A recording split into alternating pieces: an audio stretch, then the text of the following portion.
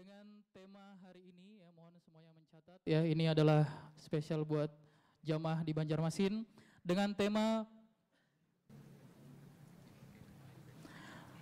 pernikahan tidak harus cinta. Ya, tema yang sangat menarik khususnya bagi jamaah yang sudah menikah dan juga yang belum menikah. Ya, kira-kira apa isinya dan bagaimana kita ini, dan mohon sekarang jamaah menyiapkan perlengkapannya ya, senjatanya ya, pulpennya, untuk menulis dan seterusnya, sehingga kajian kita benar-benar bisa mendapatkan manfaat. Untuk itu kajian pada pagi hari ini kepada Ustazuna, Ustadz kita, Ustadz Syafiq Riza Basalamah MA Hafizahullah Ta'ala, falyatafaddal mashkura.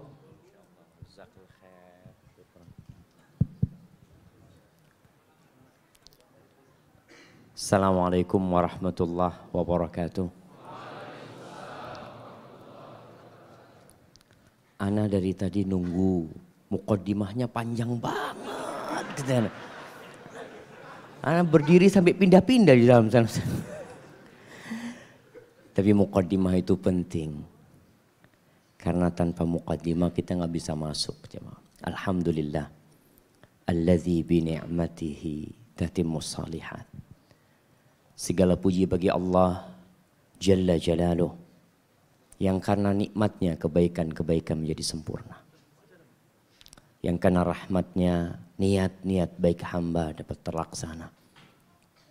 Semua keindahan yang kita lihat dalam kehidupan kita, semua kenyamanan yang kita rasakan, Masya Allah, ada apa rame-rame di sini?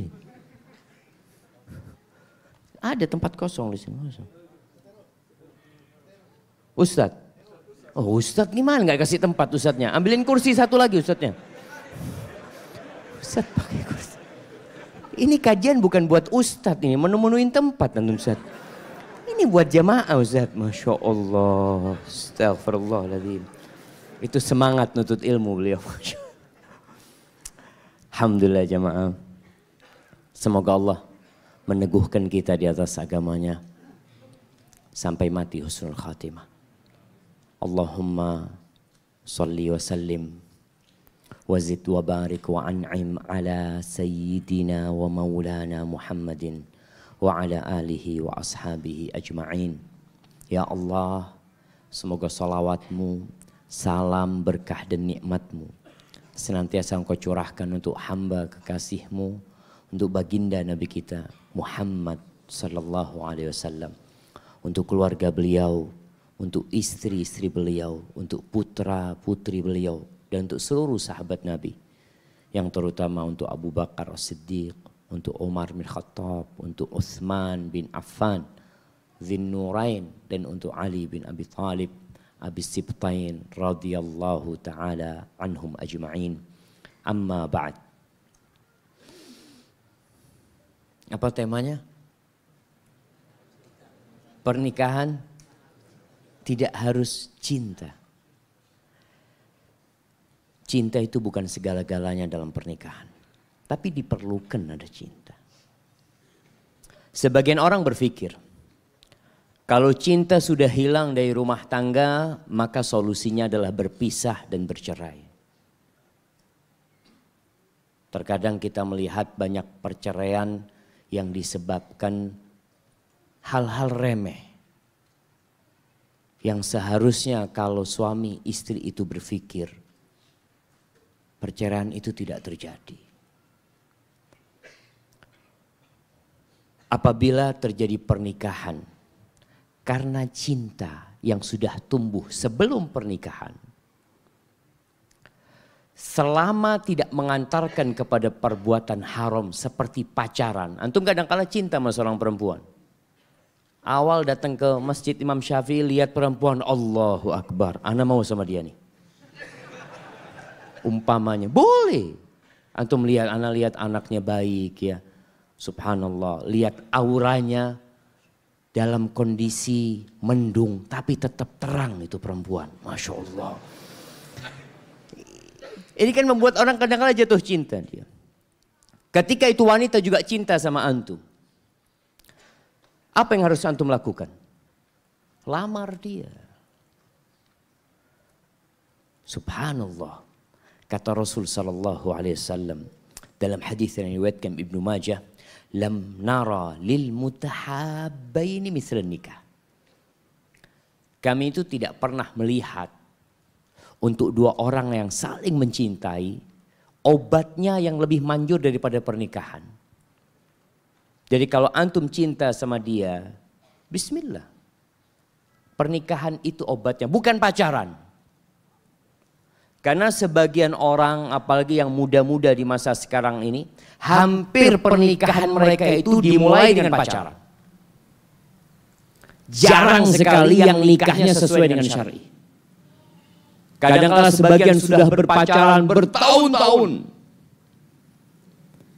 Ada sebuah kejadian, anak masih ingat di Purworejo, di Jawa Tengah sana.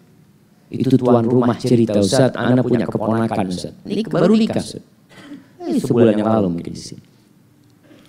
Pernikahannya baru berumur 6 hari, Ustaz. Sudah bercerai, Ustaz. Padahal mereka pacaran 6 tahun. Sejak SMA sampai kuliah. Selesai kuliah menikah. Dan na'udzubillah ya. Dalam masa pacaran itu sudah banyak dosa yang dikerjakan dan dilakukan. Maka kalau antum cinta dengan seseorang, silahkan lamar. Tapi gimana Ustaz kalau ditolak Ustaz? Ya, cari yang lainnya. Apa antum bingung? Emangnya perempuan cuma satu? Ada sebuah syair Arab yang mengatakan, Naqil fuadaka haitsu syi'ta minal hawa mal hubbu illa lil habibil awwali. Engkau silahkan pindahkan hatimu kemana engkau suka, tapi cinta tetap buat kekasih yang pertama. Kam manzilin fil ardi ya'lafuhu al-fata wa haninuhu abadan li awwali manzili. Benar enggak jemaah? Benar nggak? Kayaknya belum nggak tahu, Ustaz. Yang muda-muda nggak tahu lah. Yang tua tahu Ustaz Khairul kayaknya udah tahu, gitu kan. Itu hati bisa kemana-mana. Tapi kadang-kala masih kepikiran dengan cinta pertama dia. Memang berat. Akan tetapi, tatkala antum mencintai seseorang, kemudian cinta antum ditolak karena keluarganya tidak menerima antum. Karena itu perempuan juga mungkin tidak suka sama antum. Bismillah. Antum minta kepada Allah Azza wa Jal. Alladzi lahu mulkus samawati wal ard. Allah yang memiliki kerajaan langit dan bumi agar memberikan kepada antum seorang pasangan hidup. Antum mau satu, mau dua? Minta bebas sama Allah Azza wa Jal. Antum boleh minta sama Allah Subhanahu wa Ta'ala. Minta pasangan hidup yang lebih baik daripada seorang yang antum cintai. Jamaah, kalau antum lihat orang tua yang muda-muda nih, ngelihat orang tuanya, kadangkala antum melihat, kayaknya ayah sudah nggak cinta sama ibu, kayaknya ibu sudah nggak suka sama ayah. Kenapa? Sering terjadi keributan, Ustaz. Tapi kenapa rumah tangga mereka bertahan? Nih buat yang tua-tua yang sudah punya anak banyak, jangan dipikir istri antum cinta sama antum. Kadang-kala kesian sama antum. Aduh kesian bapakmu itu. Takut ibu tinggal stroke nanti. Kadang-kala kesian, betul. Makanya tidak semua pernikahan itu dibangun di atas cinta. Allah Azza wa Jalla ketika berbincang tentang pernikahan, Allah mengatakan, wa min ayatihi an khalaqalakum min anfusikum azwaja litaskunu ilaiha wa ja'ala bainakum mawaddatan wa rahmah inna fi dzalik la ayat liqaumin yatafakkarun. Di antara tanda-tanda kebesaran Allah Azza wa Jalla, Allah menjadikan pasangan hidup kalian dari diri kalian sendiri. Manusia menikah dengan manusia. Manusia tidak menikah dengan binatang. Makanya kalau ada yang bertanya, Ustaz boleh gak Ustaz menikah sama jin? Allah menjadikan pasangan hidup kita dari diri kita sendiri. Apa tujuannya? Litaskunu ilaiha. Agar kalian mendapatkan kedamaian, ketenangan, ketentraman. Sakinah yang dicari. Cinta gimana? Allah yang bikin cinta nanti. Apa kata Allah? Wa ja'ala bainakum mawaddatan wa rahmah. Allah menjadikan di antara kalian cinta dan kasih sayang. Antum lihat ketika Allah mengatakan pasangan hidup kita dari diri kita sendiri, Allah mengatakan khalaqa. Itu milik Allah. Semuanya. Tapi tatkala bicara cinta dan kasih sayang, Allah bicara ja'ala. Sebagian ahli tafsir mengatakan harus ada usaha dari kita untuk menumbuhkan cinta dan kasih sayang. Wa ja'ala bainakum mawaddatan wa rahmah. Inna fi dzalik. Yang seperti itu ada tanda-tanda kebesaran Allah Azza wa Jalla buat orang-orang yang mau berpikir. Ketika antum menikah karena cinta dan antum tidak melakukan yang haram sebelum pernikahan itu, insya Allah pernikahan antum akan langgeng dan harmonis. Tapi sebaliknya, kalau ternyata sebelum menikah antum telah melakukan yang haram dengan itu perempuan, na'udzubillahi min dzalik. Antum telah berjalan berduaan dengan itu perempuan. Antum telah memegang tangan itu perempuan. Mungkin antum mencium itu perempuan. Na'udzubillah, mungkin antum berzina dengan itu perempuan. Kemudian menikah, ketahuilah pernikahan antum kalau tidak bertobat akan berakhir dengan perceraian. Kenapa? Antum pernah melihat orang yang sedang pacaran, lengket kayak perangko. Ketika pacaran, naik motor, ya subhanallah, itu sampai merangkul kepada pacarnya. Kadang-kala di tempat yang gelap-gelap mereka berduaan, tempat yang remang-remang. Ketika sudah menikah, nggak ada lagi rangkulan hangat itu. Kenapa hilang? Karena setan kerjanya berbeda. Sebelum menikah, kerjanya setan itu bagaimana membuat dua orang ini berzina. Terus setan membisikkan hal itu, menggoda hal itu. Ketika sudah menikah, setan bekerja lagi, tapi memisahkan antara kalian berdua. Bahkan termasuk dosa yang paling dicintai setan adalah perceraian. Alhamdulillah, ada sebuah kejadian di masa Umar bin Khattab radhiyallahu taala anhu. Dalam sebuah asar yang diriwayatkan Imam Bukhari dalam kitabnya At-Tarikhul Kabir, diceritakan di masa Umar bin Khattab radhiyallahu taala anhu ada seorang lelaki yang namanya Ibnu Abi Azra Ad-Du'ali. Nama dia buruk di kota itu, mungkin di Madinah. Orang nggak suka sama dia karena terkenal perempuan-perempuan yang dia nikahin selalu gugat cerai. Ini pertanda lelaki itu nggak baik. Antum kalau menikah, cerai, orang akan berprasangka buruk sama antum. Ada apa sama antum? Akhirnya laki-laki ini ingin membersihkan namanya. Dia ingin menyampaikan kepada manusia yang ada bahwa penyebab perceraian itu bukan dirinya, tapi perempuan-perempuan itu. Pulang dari masjid dia ajak Abdullah bin Abi Arqam ke rumahnya. Dia ingin kasih tahu, engkau singgah ke rumahku supaya engkau tahu di mana istriku. Masuk ke rumahnya, dia berkata kepada istrinya. Ibnul Arqam ini mendengar Abdullah bin Arqam itu mendengarkan komunikasi suami istri ini. Apa kata Ibn Abi Azra mengatakan kepada istrinya, Ansyudukillah, aku minta kepadamu dengan nama Allah, hal tubghidinani, apakah kamu membenci aku? Kata istrinya, la tunasyidni, udahlah, kau jangan minta sama nama Allah, apa usah lah, ngomong yang lainnya aja. Gak usah bicara tentang cinta. Qala bala, enggak, aku minta. Engkau dengan jujur sampaikan, engkau cinta sama aku enggak? Akhirnya perempuan mengatakan, Allahumma na'am, iya, aku benci sama kamu. Ibn Abi Azra akhirnya berkata kepada Abdullah bin Arqam, Atasma, engkau dengar tadi omongan dia? Gimana aku mau hidup sama seorang wanita yang tidak cinta sama aku? Bagaimana kondisi rumah tanggaku? Akhirnya berangkatlah dia menuju kepada Umar bin Khattab radhiyallahu taala anhu. Dia mengatakan, ya Amirul Mukminin, itu orang-orang membicarakan kalau aku ini menzalimi para wanita. Engkau tanya ini sama Abdullah nih, bagaimana kondisi istriku sebenarnya? Akhirnya dipanggillah istrinya sama Umar supaya datang istrinya ini. Umar berkata kepada dia, antil lati tuhadditsina zawjaki annaki tubghidinahu.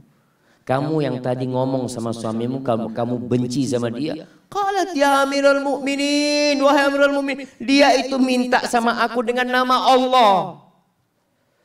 Gimana? Apa boleh aku bohong? Qala na'am. Boleh bohong. Bapak-bapak, bohong yang boleh itu 3. Siapa yang bisa jawab? Mana hadiahnya? Insyaallah. Nah, fadhal. Bohong ketika perang. Ketika suami untuk baikan istri. Kayak apa modelnya? Bohong untuk merayu istri. Nggak bohong beneran loh. Yang ketiga?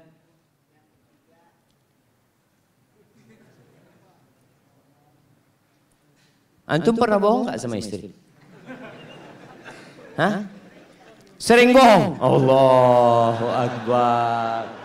Nah, kirim hadiahnya. Tinggal 1 lagi. Nah, mendamaikan 2 orang bermusuhan, masya Allah. Kirim yang kecil hadiahnya, jangan banyak. Ini cuma 1 jawabnya. Kirim ke belakang. Jazakallahu khair Ustaz.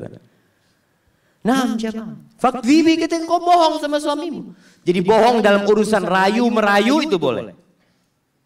Bukan bohong beneran sebenarnya jamaah. Ditanya engkau cinta enggak sama aku? Allahu Akbar. Sejak aku bangun tidur, aku kebayang sama kamu aja dari tadi. Allahu Akbar. Nah, bohong enggak apa-apa. Fakdzibi alaih. Lalu apa kata Umar bin Khattab? Fa inna aqallal buyut alladhi yubna 'alal hubb. Walakinnan nas yata'asharuna bil Islam wal ihsan. Sedikit rumah yang dibangun di atas cinta. Sedikit. Ada, naam ada. Itu akan menjadi sempurna ketika rumah tangga itu dibangun di atas cinta. Tapi kalau cinta itu hilang. Karena biasanya seorang lelaki melihat ya istrinya mungkin tidak secantik yang dulu. Istrinya tidak seramping yang dulu. Karena biasanya perempuan habis nikah hamil, punya anak, hamil, punya anak. Kadang-kala dia mulai cinta itu hilang sama istrinya. Tapi kebanyakan orang itu bermuamalah, bergaul sama istrinya. Istri bergaul sama suaminya itu bil islami wal ihsan. Ingat dengan 2 hal ini. Islam, kamu itu muslim. Kamu itu punya kewajiban berbuat baik sama binatang. Kita ini disuruh berbuat baik sama binatang, apalagi sama manusia, apalagi ibunya anak-anak kita, istri kita. Wal ihsan, innallaha ya'muru bil ihsan.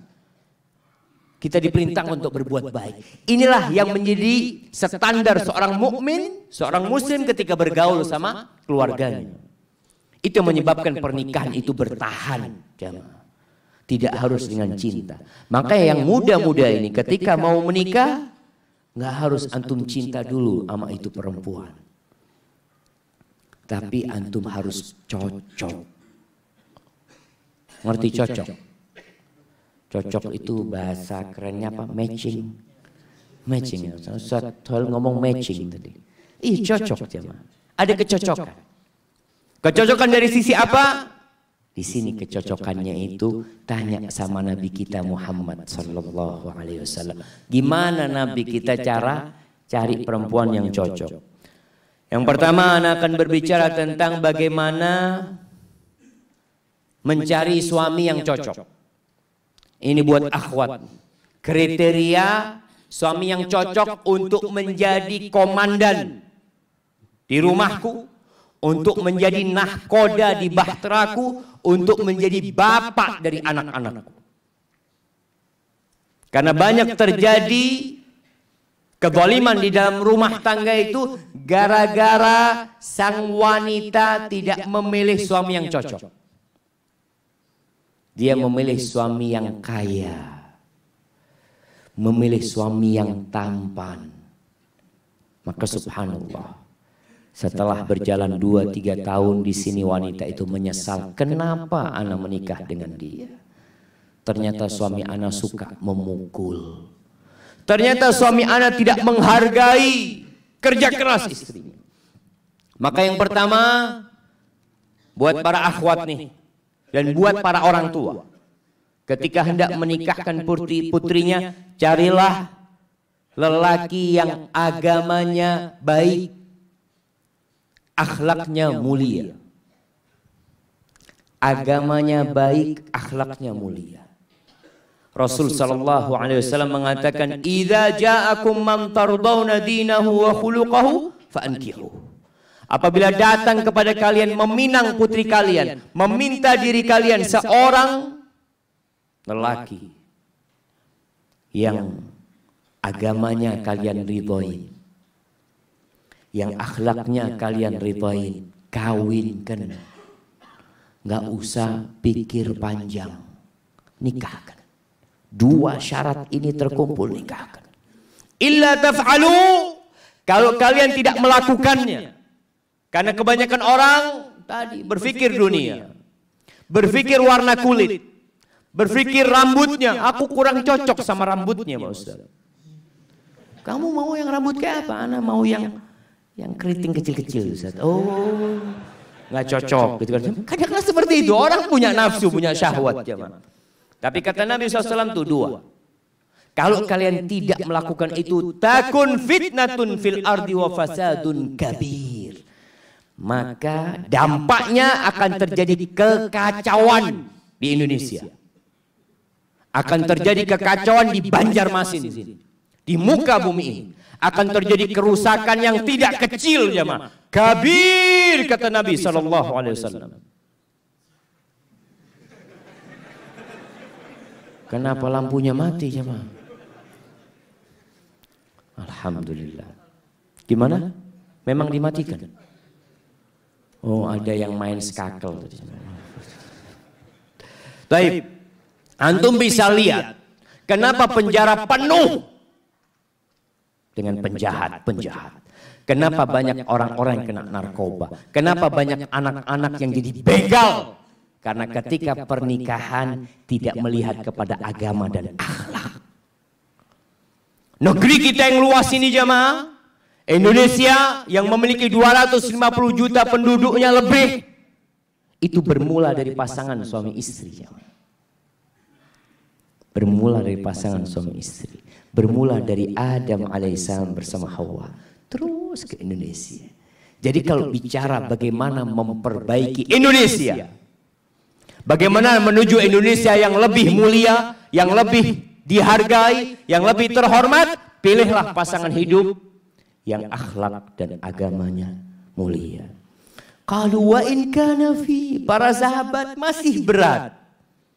Kita tahu di masa Arab jahiliyah mereka itu yang dipandang adalah nasab. Yang dipandang adalah harta. Maka para sahabat mengatakan wa in kana fi, gimana kalau dia betul secara agama baik, secara akhlak mulia, tapi ada kekurangan. Dari sisi mungkin miskin, bukan anaknya pejabat, bukan orang yang dikenal di masyarakat. Kata Nabi SAW, "Idza ja'akum man tardawna dinahu wa khuluquhu fa'ankihu." 3 kali Nabi menekankan.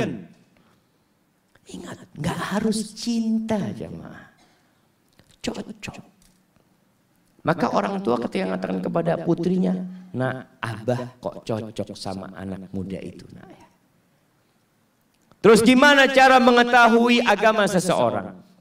Kalau bicara agama, para ulama berbicara ada batas minimal agama seseorang. Disebut orang ini agamanya baik, ada batas minimal. Apa batas minimal?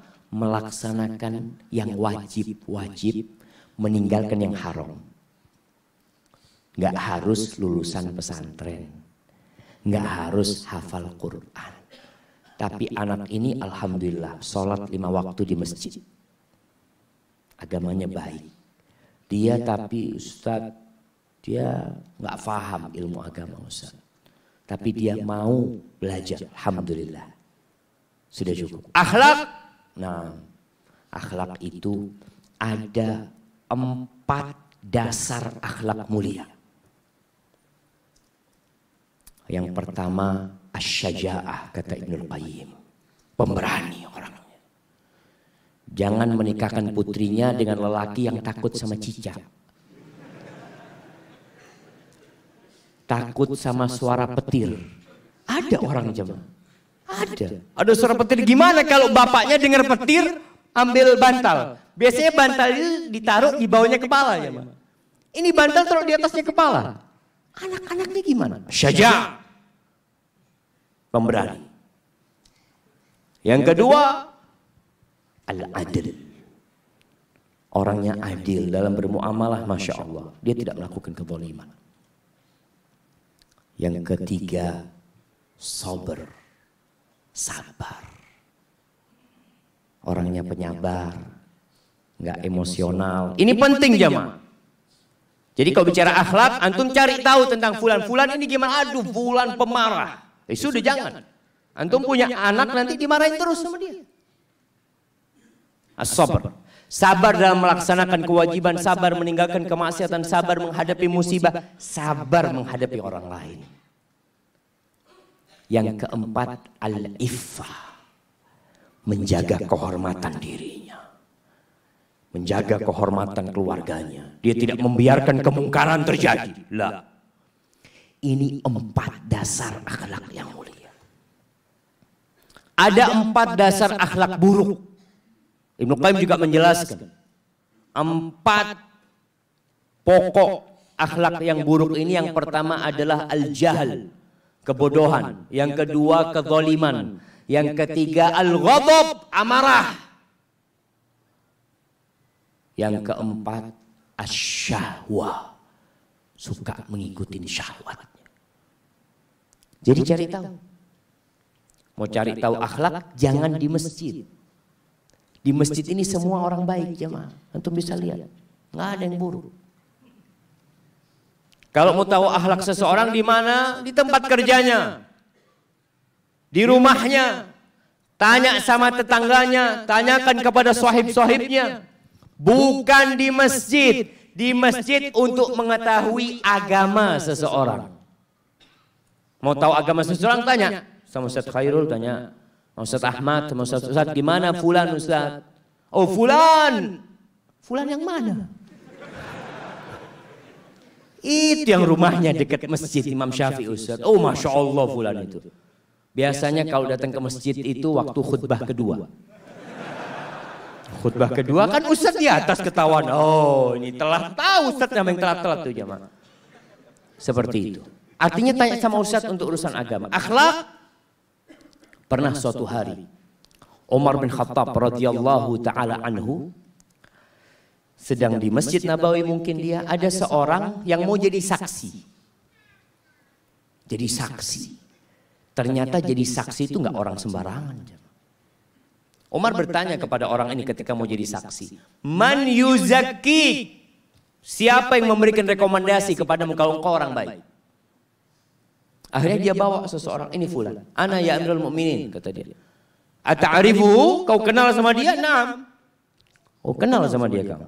Hal safarta ma'ahu, engkau pernah melakukan perjalanan sama dia? Lah, enggak pernah. Baik. Hal amaltahu bidirhamin atau dirhamin, engkau pernah urusan fulus sama dia? 1 dirham, 2 dirham? Enggak pernah. Baik, pertanyaan ketiga. Hal jawartahu fa'arafta mudkhalahu wa makhrajahu. Apakah engkau hidup bertetanggaan dengan dia sehingga engkau tahu keluar masuknya dia? Kata orang ini, la. Oh, rubbama ra'aitahu yusalli fil masjid. Mungkin engkau melihat dia sholat di masjid kemudian engkau memberikan rekomendasi. Iya ya Amirul Mukminin. Iya kata dia. Engkau enggak kenal sama orang ini. Itini biman ya'rifuka, datangkan kepada aku orang yang kenal sama kamu. Jadi enggak asal pilih jamaah. Orang tua tolong dicari tahu tentang akhlaknya calon suami anaknya. Sekarang ini ada yang namanya biro jodoh online. Ada beberapa ustadz bikin aplikasi untuk cari pasangan hidup online. Silahkan dimanfaatkan. Tapi jangan percaya dengan tulisan itu orang. Wallahi jamaah, ana sudah buktikan sendiri. Banyak tulisan-tulisan itu bohong. Supaya dia diterima, dia sebutkan ana muridnya Ustadz Khairul, ana selalu gini. Masya Allah. Tanya Ustadz kenal sama fulan? Allahu a'lam, nggak tahu fulan. Beliau akan kasih tahu. Nggak tahu ternyata. Tapi dia sebutkan di sana. Maka berhati-hati. Jadi tanya sama, gimana fulan? Wallahi fulan ini terus terang Ustaz punya utang sama ana 2 tahun nggak bayar. Hati-hati antum yang punya utang. Taib. Kemudian tadi yang syarat yang pertama agama, yang kedua akhlak. Yang ketiga orang itu mampu memberi nafkah kepada putri kita, kepada istrinya. Nggak harus kaya, enggak. Tapi mampu memberikan nafkah. Dalam hadis riwayat Muslim, Rasulullah SAW ketika menceritakan tentang 2 orang yang meminang seorang sahabat wanita, dikatakan amma Abu Jaham fala yadau asahu an atiqihi. Abu Jaham itu tidak pernah menurunkan tongkatnya dari pundaknya. Ada yang menafsirkan dia suka memukul atau dia suka safar. Jadi kalau punya suami suka keluar kota nggak enak juga. Apalagi kerjanya merantau umpamanya. 6 bulan di pantai. Ada teman-teman yang kerja mungkin 2 tahun. Itu berat buat istri. Engkau kalau memilihkan seorang suami buat putrimu harus ngelihat ini juga. Dilihat. Nah suamimu ini kerjanya di luar negeri. Nah. Engkau akan ditinggal. Siapkah engkau dengan seperti itu? Kalau nggak siap jangan. Supaya pernikahannya langgeng. Kalau nggak siap sudah nggak jadi. Rasul SAW menjelaskan nih, calon suamimu itu seperti ini orangnya. Tidak pernah meletakkan tongkat dari atas punggungnya. Kinayah, kiasan sebagai orang itu suka safar atau suka memukul. Supaya engkau kalau terima dia, engkau terima kekurangan dia. Baik. Adapun wa amma Muawiyah fasalukun la malalahu. Adapun Muawiyah dia ini orang miskin, nggak punya harta. Artinya nggak bisa memberikan nafkah kepada dirimu. Jadi kalau ada anak-anak muda mau nikah masih kuliah, boleh. Tapi jangan merepotkan orang tua. Jangan merepotkan orang tua. Banyak orang tua mengeluh, Ustaz, anak-anak SMA, kuliah, minta nikah Ustaz. Suruh nikah nggak apa-apa ngomong, tapi jangan ngerepotkan orang tua, cari duit sendiri. Kadang-kadang dia belum mampu. Yang dianjurkan menikah itu sama Nabi SAW siapa? Man istata'a minkumul ba'ah, yang punya kemampuan. Tapi Ustaz fitnah sekarang besar. Kalau nggak menikah bahaya Ustaz. Puasa. Masih ada solusinya. Ana sudah puasa Ustaz, tapi fitnah masih. Insyaallah antum hidup di hutan. Insyaallah nggak terfitnah di sana jemaah. Masalahnya kita kurang menundukkan pandangan. Maka carilah pasangan hidup yang mampu memberikan nafkah. Nggak harus kaya. Jadi jemaah ada sebuah cerita tentang bagaimana seorang lelaki, subhanallah ya. Kakak kelas sana cerita dulu. Bicara nikah nggak harus punya pekerjaan tetap, tapi tetap bekerja. Biasanya kan orang tua bingung ngelihat, nah itu calon suamimu kerjaannya belum tetap, nah kata dia. Dia kerjanya serabutan. Alhamdulillah yang penting mau bekerja. Rizki itu tidak harus dengan bekerja jamaah. Subhanallah, ada rizki dari arah yang tidak disangka-sangka. Yang orang nggak akan berpikir, ya Allah kok bisa pulang dapat rizki itu. Itulah Ar-Razzaq Dzul Quwwatil Matin. Kembali ke cerita bagaimana seorang lelaki ketika dia mau melamar seorang wanita. Itu subhanallah. Perempuan itu setiap dilamar oleh laki-laki, yang lamar ini orang-orang sukses jamaah. Semuanya mundur.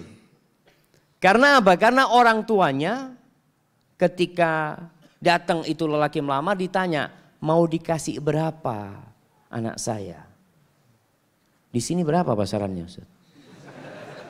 Nah, nggak tahu, Ustaz. Berapa pasarannya di Banjar, jemaah? Berapa? 30.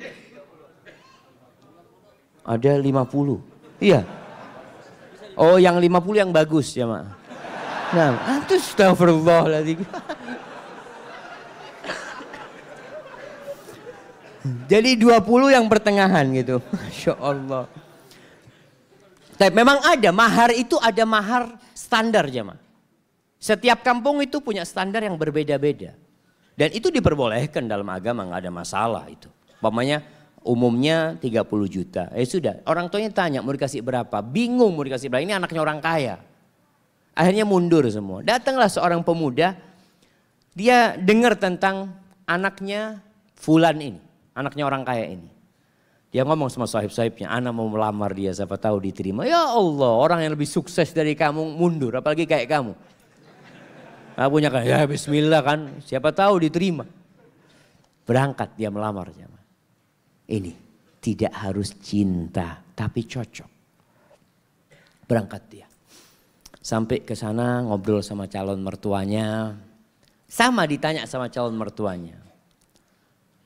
Mau dikasih berapa anak saya? Apa kata calon mertua, kata calon menantunya, Bapak minta berapa? Oh Allah, jamaah. Ini jamaah. Kamu jual, saya beli. Minta berapa? Masya Allah. Karena dia memang maklar jamaah.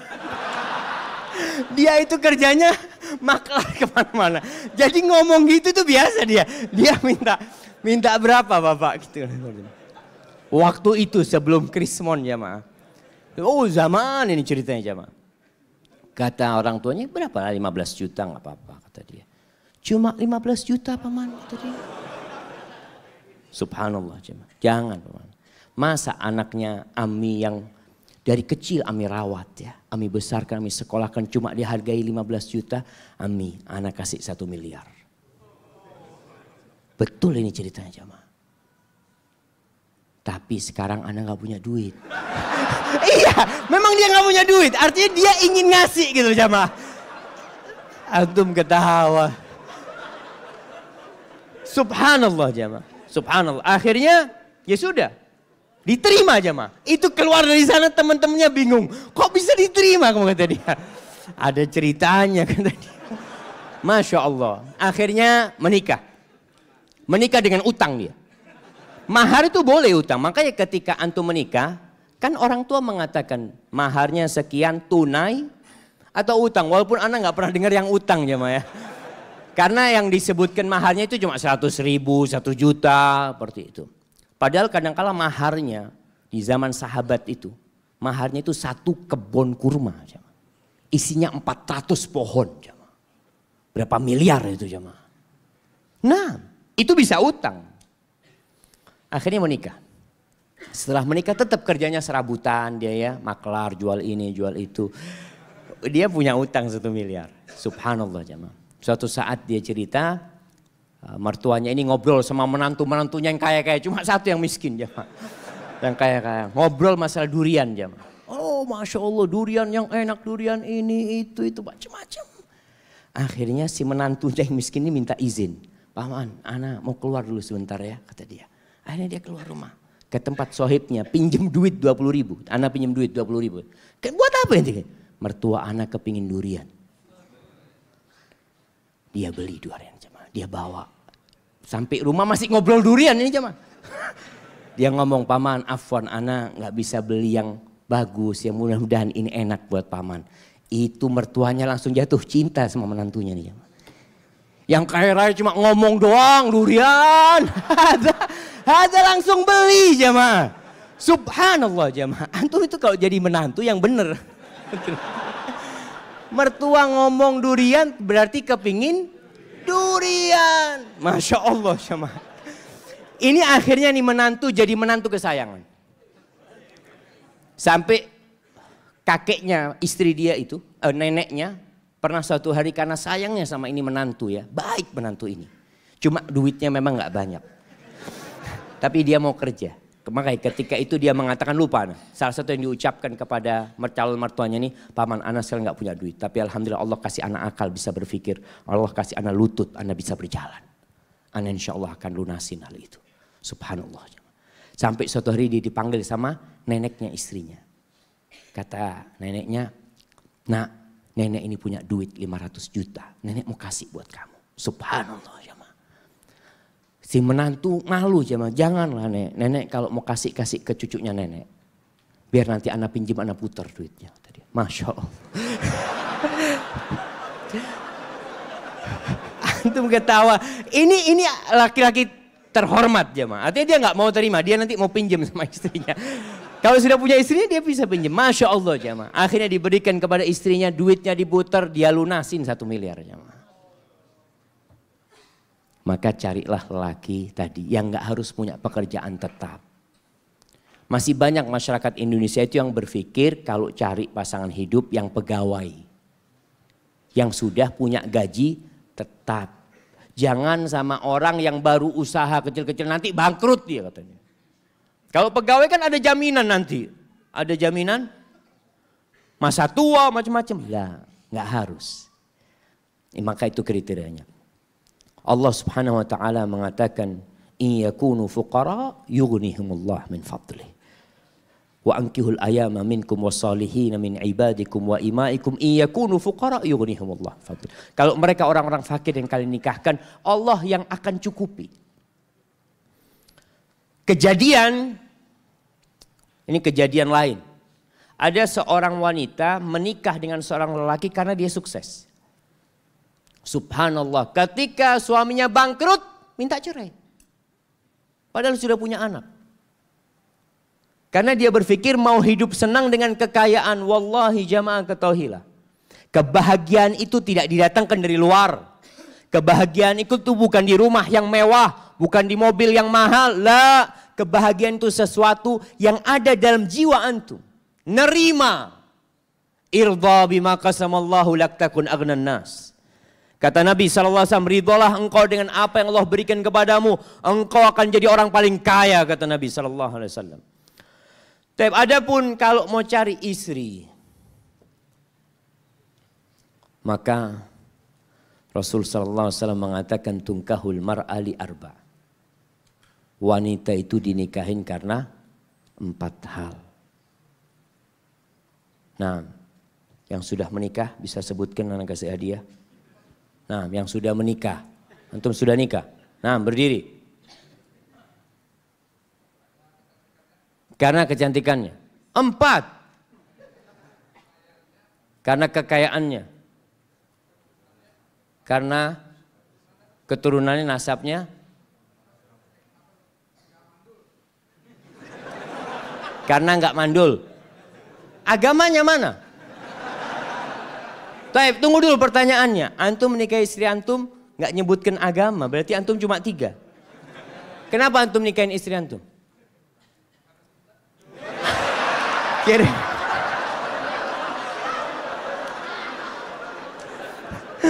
Masya Allah, Masya Allah. Ambil hadiahnya. Hadiahnya ditukar, Afan. Hadiahnya ditukar. Karena dia menikah karena cinta anak kasih keluarga sakinah. Masya Allah. Bismillah. Alhamdulillah jamaah. Ada yang menikah karena cinta. Apa yang menyebabkan dia cinta? Wallahu a'lam. Bisa jadi karena cantik. Istri antum mudah-mudahan cantik. Tapi ingat kecantikan itu akan hilang. Tapi kalau cinta yang ada di hati kita tidak akan pernah hilang dengan izin Allah SWT. Kata Nabi SAW, tungkahul mar'atu li arba' limaliha wa hasabiha wa li jamaliha wa li diniha. Karena kekayaannya, sebagian orang mengatakan alhamdulillah ana mau cari perempuan kaya Ustaz. Kenapa? Ana sudah lama hidup susah Ustaz. Paling nggak bisa numpang hidup nyaman dengan hartanya istri. Ada. Janda nggak apa-apa janda. Ada yang seperti itu jemaah. Maka antum jangan heran ketika melihat anak muda menikah janda sama umur, dia umur 20, istrinya umur 35. Janda punya anak 2. Nggak apa-apa, mungkin karena hartanya dia menikah. Yang kedua, karena nasabnya yang mulia. Keturunan Raja Banjar. Masya Allah. Yang ketiga, karena kecantikannya. Ini normal orang menikahin wanita karena kecantikannya. Yang keempat, karena agamanya. Lalu apa kata Nabi SAW? Fadfar bidhatid din taribat yadak. Kalau engkau ingin beruntung dalam kehidupanmu, engkau ingin merasakan kebahagiaan, keharmonisan dalam rumah tanggamu, fadfar bidhatid din. Berbahagialah engkau mendapatkan agama, mendapatkan wanita yang agamanya baik. Seperti tadi kita bicarakan, ada standar minimal perempuan baik secara agama. Apa? Apa jemaah? Melaksanakan kewajiban. Ini yang pertama. Jadi standar perempuan itu melaksanakan kewajiban. Ustaz, tapi dia nggak pernah ngaji ke masjid, Ustaz. Nah, yang penting kewajiban dia laksanakan. Sholat yang 5 waktu.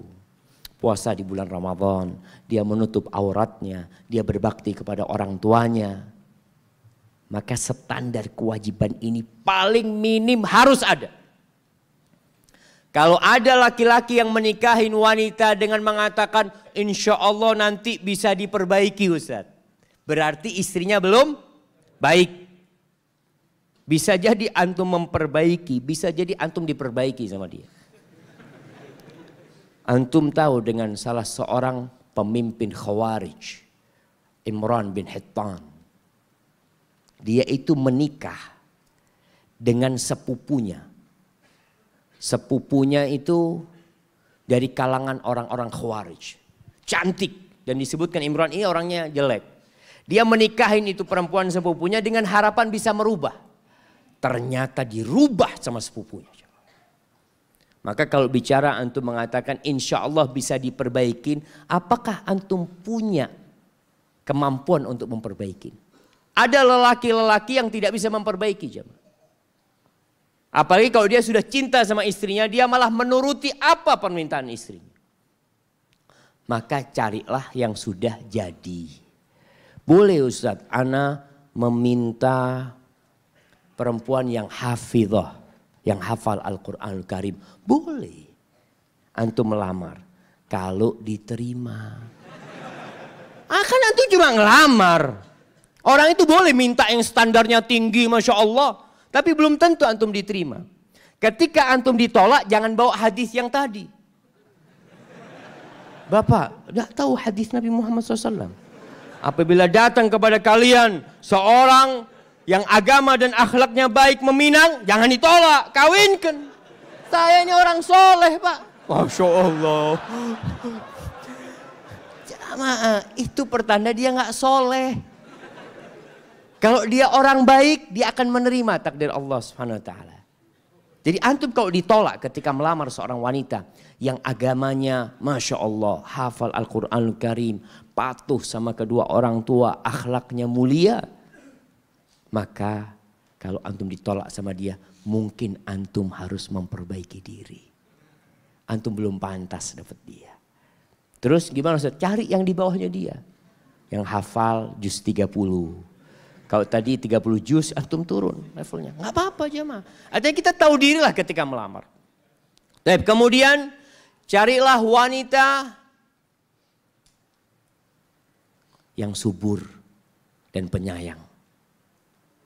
Subur dan penyayang. Kata Nabi SAW, Tazawwajul wadud al-walud fa inni mukathir bikumul umam yaumal qiyamah. Nikahilah wanita-wanita yang wadud, yang penyayang. Walud, yang banyak anaknya. Masya Allah, ada perempuan yang subhanallah susah punya anak. Tapi ada yang perempuan Masya Allah, suaminya baru masuk rumah dia hamil. Ini Masya Allah. Jadi betul jamaah. Subur sampai anaknya subhanallah. Ada seorang ustadz di Bondoso, anaknya itu insya Allah 28. Kalau enggak 27, 28. Dari satu istri. Subhanallah jemaah. Oh, Masya Allah, makanya berusahalah antum. Ketika mencari, memang mencari wanita yang siap punya anak banyak. Karena sekarang ada wanita-wanita subur tapi nggak siap punya anak banyak. Karena sudah rusak pemikiran dia. Dia berpikir, aduh 2 anak cukup.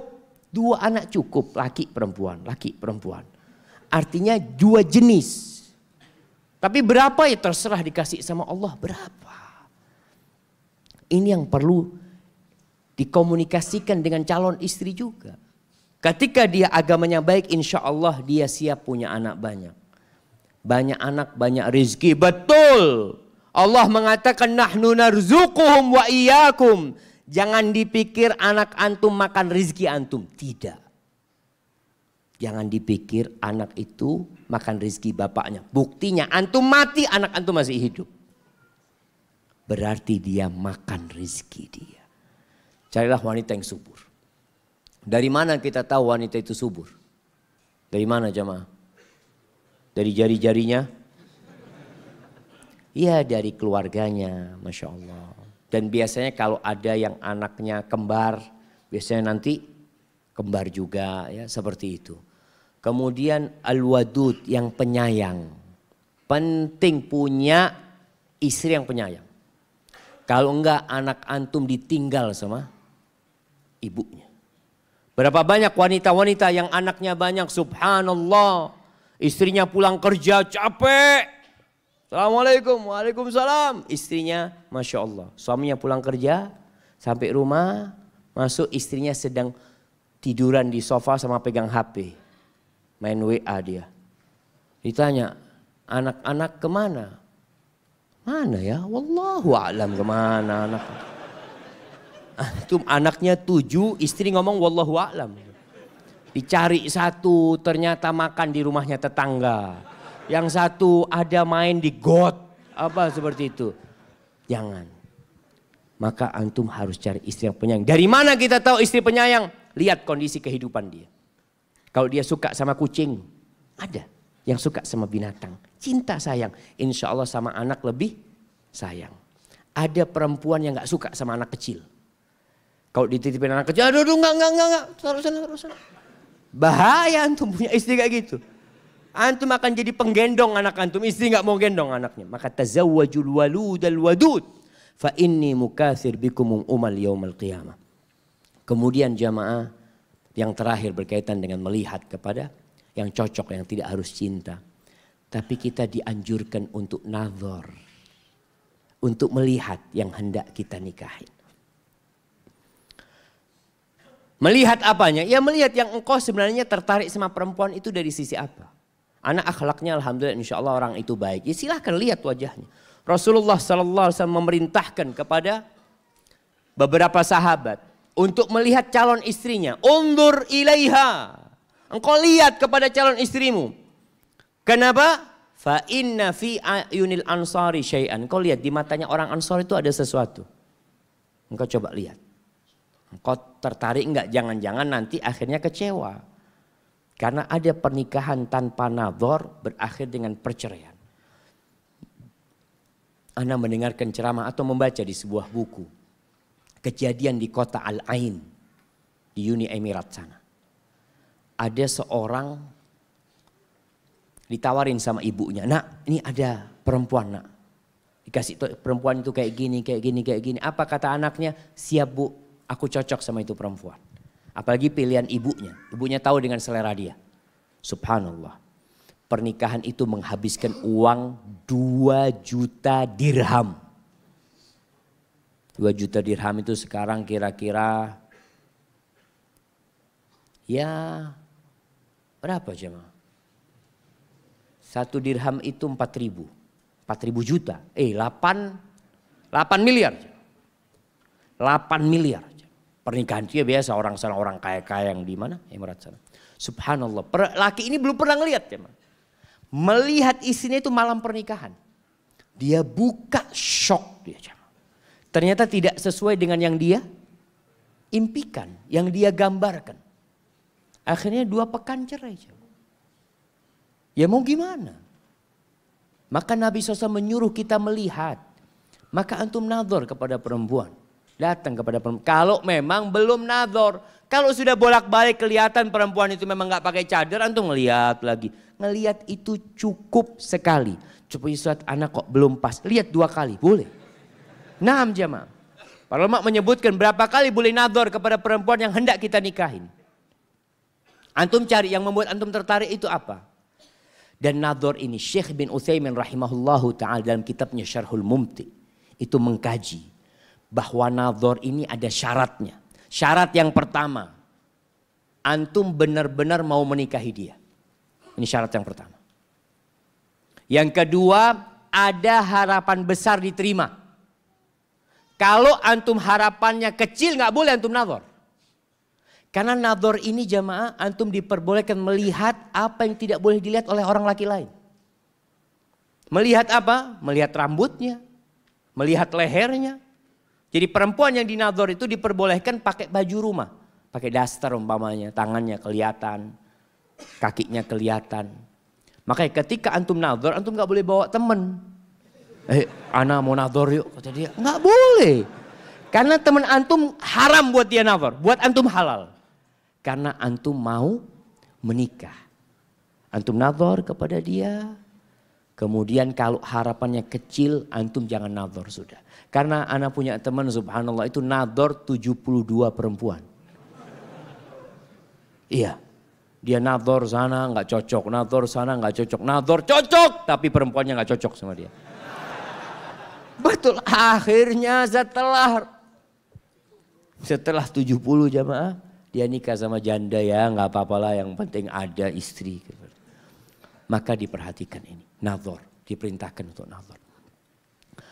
Ahibati fillah, Rasulullah SAW ketika ditanya wanita yang paling mulia, apa kata beliau? Allati idza nadharta ilaiha sarratka. Yang kalau engkau memandang kepada dia, dia itu menyenangkan hatimu. Membahagiakan dirimu. Apakah karena wanita itu cantik? Ada 2 penafsiran para ulama. Yang pertama karena memang perempuan itu cantik. Tapi kecantikan ini akan turun jemaah. Mau tidak mau. Ketika antum menikahin wanita karena kecantikannya. Sampai rumah antum 2 pekan antum sudah biasa sama itu perempuan. Para ulama menjelaskan bahwa kita melihat sesuatu yang belum kita miliki tidak dalam wujud aslinya. Tapi kalau sudah kita milikin, antum akan bosan sama dia. Kenapa ada istilah rumput tetangga lebih hijau dari rumput sendiri? Karena antum tidak memiliki dia. Antum bisa bayangin lah dalam kehidupan kita. Antum kalau kepingin HP, lihat teman antum Masya Allah. Ada jam HP ya, lihat ya Allah kapan anak punya kayak gitu. Setiap dibuka jam itu antum Masya Allah dilihat terus. Motor, yang belum punya motor atau kepingin motor yang bagus-bagus. Setiap motor itu lewat, itu akan mengambil perhatian antum. Di lampu merah, antum lihat Masya Allah kapan anak punya kayak gitu. Ketika jadi milik antum itu motor, 2 pekan. Hari pertama antum liatin ya di ruang tamu, Masya Allah motor anak Masya Allah. Tiap hari dimandiin, dapat sebulan gak dilihat teman tuh. Seperti itu dengan istri kita. Maka kalau bicara cantik, cantik itu tidak bertahan lama. Makanya kadang-kadang antum melihat ya Allah ternyata kayak gini istri anaknya. Masih cantikan istri tetangga. Na'udzubillah. Tapi ada wanita yang bisa mempercantik dirinya. Dengan akhlaknya. Dengan pelayanannya kepada suami. Sehingga inilah para ulama mengatakan sarratka yang kalau dipandang membahagiakan kamu. Karena dia pandai mempercantik dirinya. Selain berhias, mempercantik diri di rumah. Dan dengan pelayanan-pelayanan yang baik. Sehingga suaminya betah di rumah. Intinya menikah itu tidak harus cinta. Tapi cocok sama dia. Hadza wallahu a'lam bishawab. Itu yang bisa Anda sampaikan pada kesempatan kali ini. Mungkin kita masuk ke sesi tanya jawab. Karena Anda lihat sudah numpuk pertanyaannya jamaah. Masya Allah.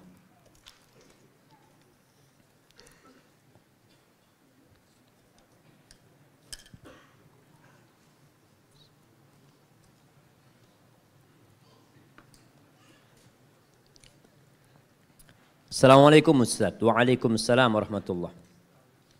Bagaimana hukumnya pernikahan pasangan yang dulunya Nasrani? Setelah memiliki beberapa anak mereka masuk Islam. Apakah mereka harus menikah ulang dengan cara Islam dan bagaimana dengan anak-anaknya? Apakah mereka termasuk hasil hubungan yang sah? Baik.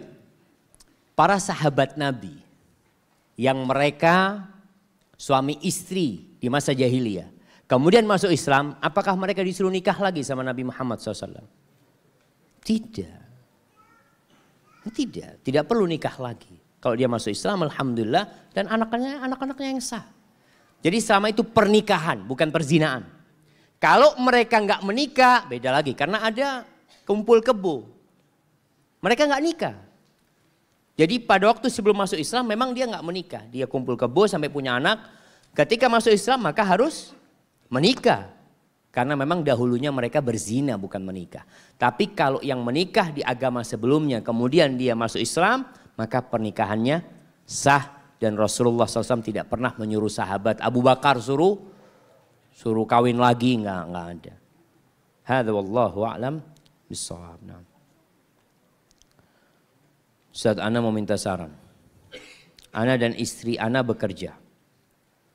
Alhamdulillah diberi rezeki dan amanah seorang putri yang sekarang berusia 3 bulan. Ana dan istri memiliki pemikiran istri untuk resign bekerja karena kami hendak mendidik anak dengan tuntunan agama. Tapi kebutuhan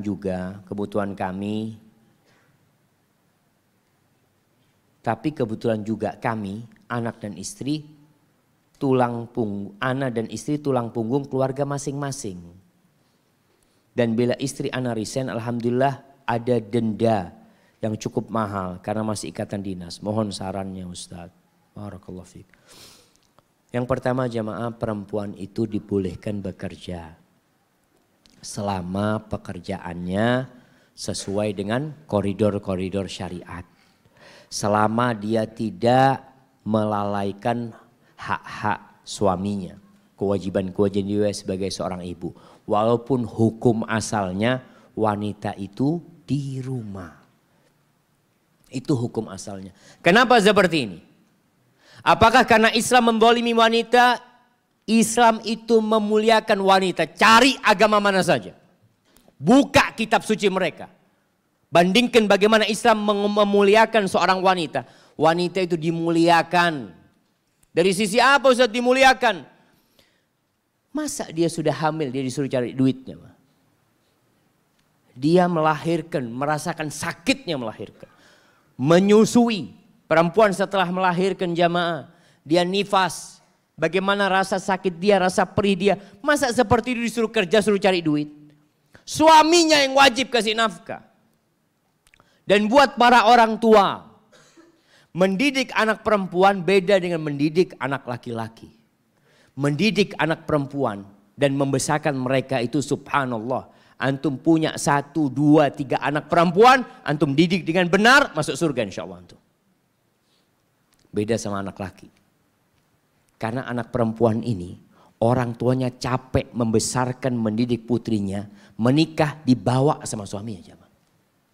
Hasil kerjanya itu dibawa sama suami.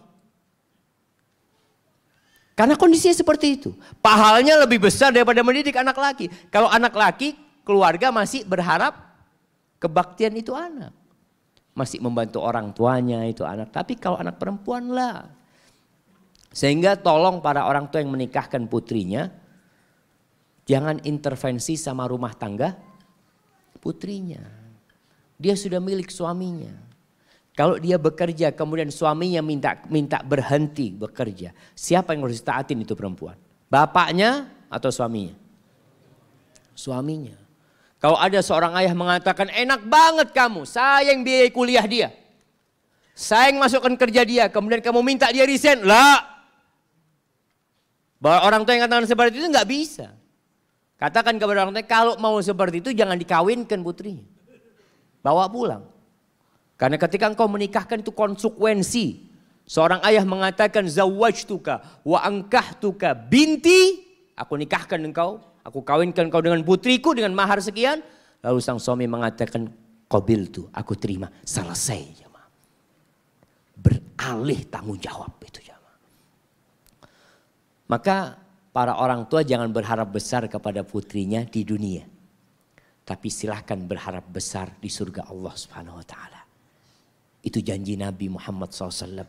Kunna hijaban minan nar. Kunna hijaban lahu minan nar. Itu anak-anak perempuan akan jadi hijab dari api neraka buat kedua orang tuanya.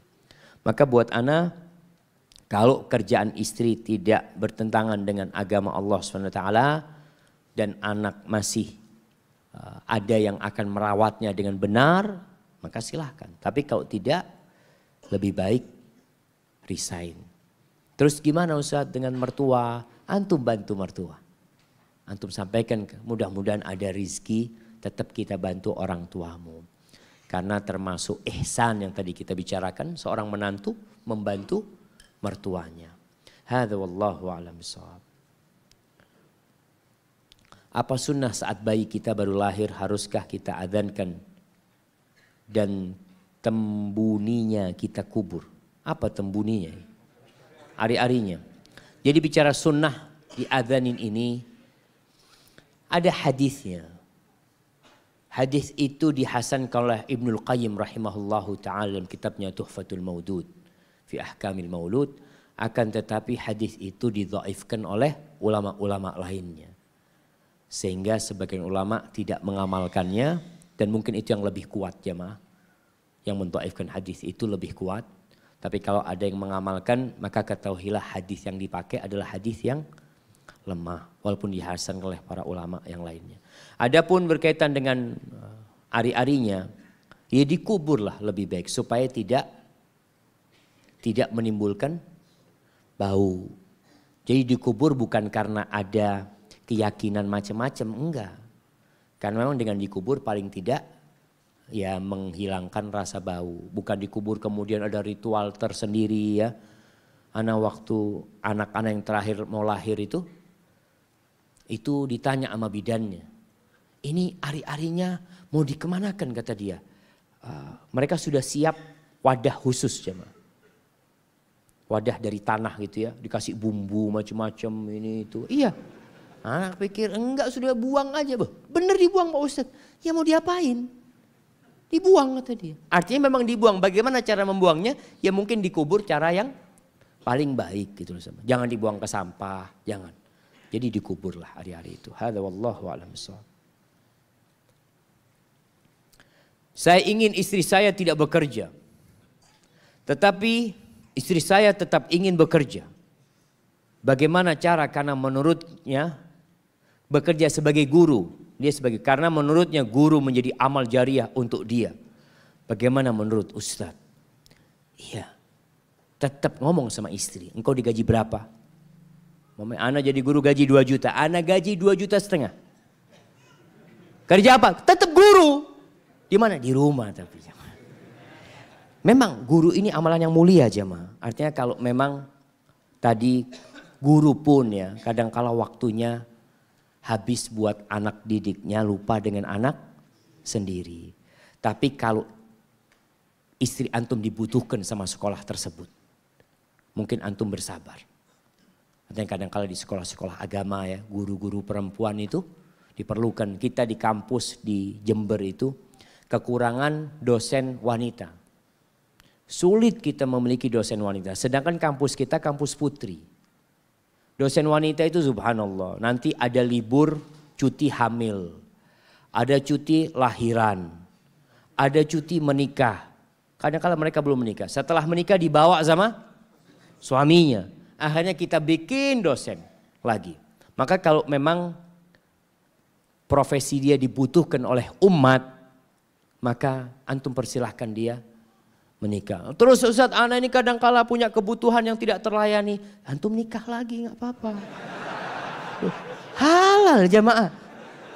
Kenapa? Jadi seorang wanita pun tahu diri gak apa-apa. Engkau mau nikah lagi fadhol. Ana dapat ingin jadi guru umpamanya. Halal kalau mampu berbuat adil. Kalau enggak antum sabar. Hadza wallahu a'lam. Masya Allah. Ini angin dari mana jamaah? Antum kasih satu-satu sama ana. Bismillah. Masya Allah, buat kipasan. Apakah termasuk istri durhaka? Apabila setiap hari istri minta dipijitin. Astagfirullah. Ini jamaah. Padahal suaminya bukan tukang pijit. Dan bukan pengangguran. Kalau suami nggak mau mijit, sang istri ngancem. Nggak mau ngasih. Kalau lagi mau. Sang istri kerja dari pagi sore di luar rumah. Padahal sudah disuruh berhenti kerja. Tapi dia nggak mau. Dia menjawab, mau makan apa kita? Anak-anak mau jadi apa? Padahal kalau sekedar untuk makan, hidup suami mampu. Subhanallah, berarti antum salah pilih istri ini jemaah. Ya, butuh penjelasan sama istri. Kalau antum lihat nikmat yang Allah sediakan buat laki-laki di surga itu bidadari-bidadari. Karena kecondongan lelaki kepada wanita lebih besar. Sedangkan wanita kecondongannya kepada apa? Harta. Kepada perhiasan dunia ini. Sehingga banyak terjadi gugat cerai itu masalahnya ekonomi. Bukan karena suami tidak mampu. Tapi karena suami tidak bisa memberikan lebih kepada istrinya. Kenapa banyak wanita yang jadi TKW? Kenapa? Mereka punya suami di Indonesia. Karena ambisi dunianya besar. Dan kadangkala pendidikan agamanya sedikit. Yang membuat orang kaya, tadi kita sudah sampaikan. Anti itu bisa kaya. Bisa hidup mewah dengan satu cara. Apa? Ridho dengan pemberian Allah. Wallahi jamaah. Irda bima qasamallahu lak takun aghnan nas. Jadi kalau bicara sama istri, antum sebagai komandan. Istri juga nggak boleh nyuruh suami, nggak boleh. Minta boleh sama suami. Bang, minta tolong bang. Kalau nggak capek, minta pijetin bang. Minta, bukan nyuruh. Dan suami ketika hendak menggauli istrinya, wajib istri untuk taat sama suaminya. Jadi bukan sama jamaah. Allah mengatakan walahunna mithlul ladzi 'alaihinna bil ma'ruf walirrijali 'alaihinna darajah. Wanita itu punya hak yang sama dengan kewajiban dia. Sama dengan suami. Dia punya hak dan kewajiban yang sama. Walirrijal 'alaihinna darajah. Tapi para lelaki itu punya kedudukan satu derajat lebih daripada istrinya. Istri yang seperti tadi, istri yang durhaka. Dan seorang istri kalau disuruh berhenti sama suaminya, katakan sami'na wa ata'na. Dan alhamdulillah jamaah, tadi Anda sampaikan Islam itu memuliakan para wanita. Jadi bekerjanya wanita di luar itu jangan dipikir sebagai bentuk kemerdekaan buat wanita. Itu termasuk bentuk perbudakan buat wanita. Wanita dieksploitasi, dijual jamaah. Antum pernah melihat pameran-pameran mobil. Siapa yang duduk di sebelah mobil? Ada yang jenggotan kekar gitu ya. Enggak ada. Kayak antum laku, antum daftar saya mau duduk di sebelah mobil. Enggak ada. Siapa yang dijual? Perempuan. Perempuan di sana. Dijual. Antum pernah lihat iklan? Anda pernah lihat, sampai sekarang Anda masih ingat. Iklannya kulkas ya. Kulkas, lihat kenapa ada perempuan di sebelahnya. Oh, perempuan itu dijual untuk menarik para laki. Itu tujuannya. Padahal seharusnya perempuan itu bak permata yang disimpan oleh lelaki. Tidak ditampakkan kepada orang-orang banyak. Hadza wallahu a'lam bishawab. Bagaimana cara menghadapi suami yang tidak menafkahi lahir? Menafkahi lahir ini tidak kasih fulus gitu maksudnya.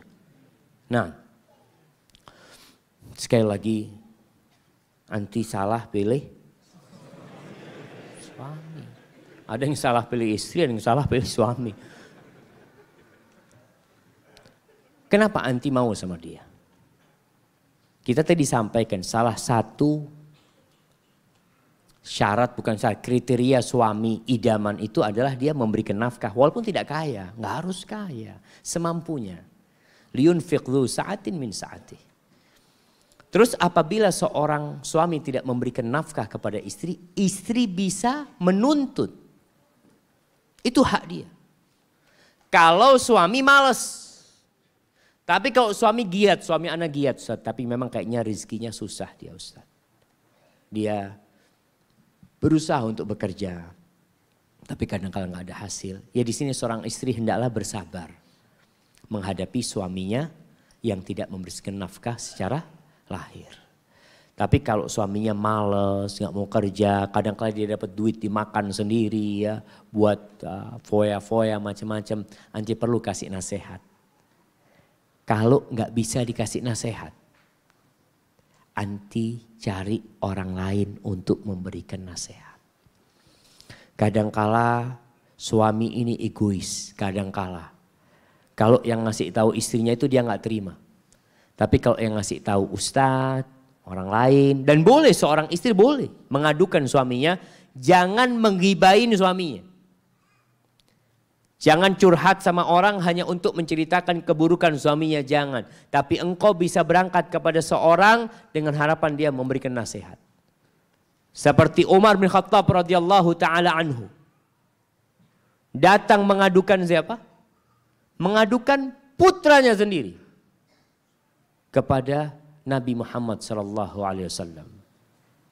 Putranya ini puasa terus, sholat malam terus, nggak pernah deketin istrinya. Bapaknya mau ngasih nasihat mungkin gak enak. Akhirnya Nabi yang ngasih nasihat sallallahu alaihi wasallam. Seperti itu. Kemudian Umar bin Khattab radhiyallahu ta'ala pernah kedatangan seorang wanita yang menceritakan tentang kebaikan suaminya. Suamiku ini Masya Allah selalu bangun malam, selalu puasa sunnah. Kata Umar, Masya Allah suamimu suami yang baik. Ketika perempuan itu pergi, kata Ali bin Abi Thalib, ya Amirul Mukminin, dia itu sedang mengadukan suaminya. Dipanggil ada sini. Kau tadi mengadukan suami? Iya ya Amirul Mukminin. Akhirnya Umar bisa memberikan nasihat. Jadi kadangkala butuh orang lain jamaah untuk memberikan nasihat. Hadza wallahu a'lam.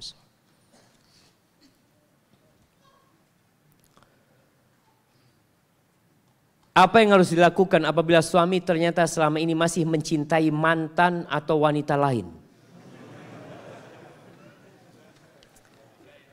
Allahu Akbar jemaah. Iya, sekarang ini banyak media yang membuat rumah tangga itu rusak. Grup-grup WA, kadang-kala grup WA alumnus SMA. Di situ ada cinta-cinta lama bersemi kembali kadang-kala. Sama-sama sudah punya anak, betul jemaah. Akhirnya bercerai gara-gara semua saling mengadukan pasangan hidupnya. Bagaimana sekarang tugas anti? Membuat suami jadi tidak cinta lagi sama mantannya, melupakan mantannya. Maka anti berusaha untuk memberikan pelayanan yang lebih baik kepada suami. Itu yang bisa kita usahakan sambil didoakan suaminya. Soalnya kalau bicara masalah hati jemaah, subhanallah. Rasulullah SAW pernah menikah dengan seorang wanita yang wanita itu benci sama Nabi Muhammad SAW. Siapa nama wanita itu? Masya Allah. Yang mana ngomong Sofia? Banyak yang ngomong Sofia jemaah. Sofia binti Huyai bin Akhtab. Sofia gak suka sama Nabi SAW. Dia dinikahin seakan-akan pernikahan itu terpaksa. Lalu apa yang terjadi? Nabi SAW berusaha untuk mengambil hatinya Sofia. Hatinya Sofia ini ada bersama ayahnya yang terbunuh, pamannya, bersama suaminya, mantan suaminya yang terbunuh semuanya. Nabi SAW selalu minta maaf sama Sofia. Fama zala ya'tadhiru ilayya. Terus minta maaf, ya Sofia, itu kaummu yang berkhianat, itu bapakmu yang melakukan. Terus diingatkan bahwa yang salah itu keluargamu. Diingatkan Sofia. Hatta dhahabal ladzi kana indi. Kata saya sampai kebencian itu hilang dan berganti dengan cinta dan kasih sayang. Maka tadi anti bagaimana berusaha untuk merayu suaminya, selalu bersolek buat suaminya. Dan tidak perlu berbicara tentang wanita itu. Anti nggak perlu ngomong tentang itu aja. Karena kalau anti membicarakan hal itu, yang ada keributan. Tapi anti berusaha untuk